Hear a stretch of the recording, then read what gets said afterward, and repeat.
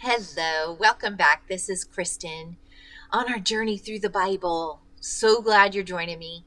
Don't forget to subscribe to my channel and click like if you like my videos and let me know you're out there. And then if you want to, or if you're going to be on the long haul with me and come back each day and one chapter at a time, then click notifications and it'll let you know when I put the next video up. So yesterday, Joseph finally got to see his father, Israel, after 20 some years. And it was wonderful. If you didn't hear that one, then definitely got to go back. They just wept. It was amazing. Oh, what a wonderful reunion. But today, we're going to jump right in because the family's just getting into Egypt. And of course, they're supposed to go to Goshen. And Joseph is going to go bring them to Pharaoh. So, chapter 47, Genesis, let's get into it. Then Joseph went and told Pharaoh and said, "My father and my brothers, their flocks and their herds and all that they possess have come from the land of Canaan. And indeed they are in the land of Goshen." And he took 5 men from among his brothers and presented them to Pharaoh. Then Pharaoh said to his brothers, "What is your occupation?" And they said to Pharaoh, "Your servants are shepherds, both we and also our fathers."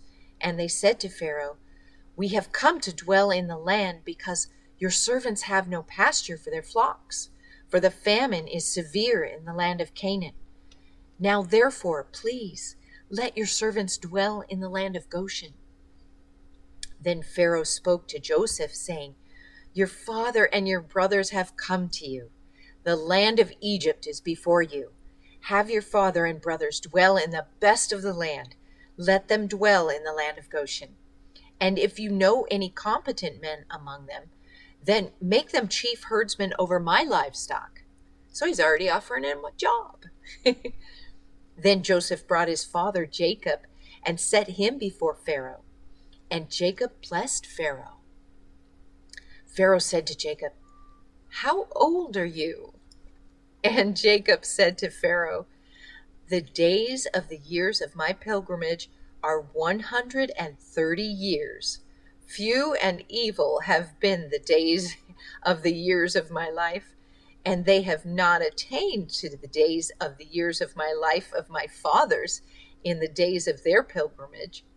So Jacob blessed Pharaoh and went out from before Pharaoh. And Joseph situated his father and his brothers and gave them possessions in the land of Egypt, in the best of the land, in the land of Ramesses, as the Pharaoh had commanded. Then Joseph provided his father, his brothers, and all his father's household with bread, according to the number in their families. Now there was no bread in all the land, for the famine was very severe. So the land of that Egypt and land of Canaan languished because of the famine. And Joseph gathered up all the money that was found in the land of Egypt and in the land of Canaan for the grain which they had bought. And Joseph brought the money into Pharaoh's house. So when the money failed in the land of Egypt and in the land of Canaan, all the Egyptians came to Joseph and said, "Give us bread, for why should we die in your presence? For the money has failed." Then Joseph said, "Give your livestock, and I will give your bread for your livestock if the money is gone." So they brought their livestock to Joseph, and Joseph gave them bread in exchange for the horses, the flocks, the cattle of the herds, and for the donkeys. Thus he fed them with bread in exchange for all the livestock that year. When that year ended, they came to him the next year and said to him, "We will not hide from my lord that our money is gone. My lord also has our herds of livestock. There is nothing left in the sight of my lord but our bodies and our lands. Why should we die before your eyes, both we and our land? Buy us and our land for bread, and we and our land will be servants of Pharaoh. Give us seed, that we may live and not die, and the land may not be desolate." Then Joseph bought all the land of Egypt for Pharaoh, for every man of the Egyptians sold his field, because the famine was severe upon them. So the land became Pharaoh's. And as for the people, he moved them into the cities from one end of the borders of Egypt to the other end. Only the land of the priests he did not buy, for the priests had rations allocated to them by Pharaoh, and they ate their rations which Pharaoh gave them. Therefore they did not sell their lands. Then Joseph said to the people, "Indeed, I have bought you and your land this day for Pharaoh. Look, here is seed for you, and you shall sow the land.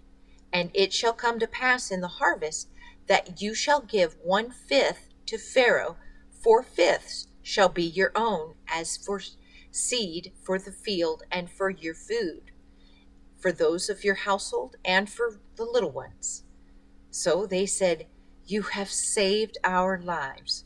Let us find favor in the sight of my Lord, and we will be Pharaoh's servants."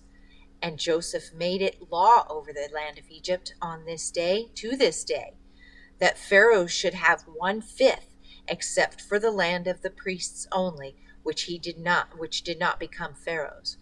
So Israel dwelt in the land of Egypt, in the country of Goshen, and they had possessions there, and grew and multiplied exceedingly. And Jacob lived in the land of Egypt 17 years. So the length of Jacob's life was 147 years. When the time drew near that Israel must die, he called his son Joseph and said to him, "Now, if I have found favor in your sight, please put your hand under my thigh and deal kindly and truly with me.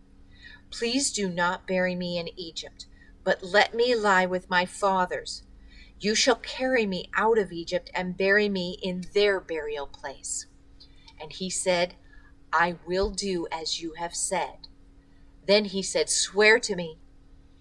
And he swore to him. So Israel bowed himself on the head of the bed. The severity of the famine is really bad now. But you figure 20%, that is not actually that bad of a tax rate compared to around the world these days, it seems.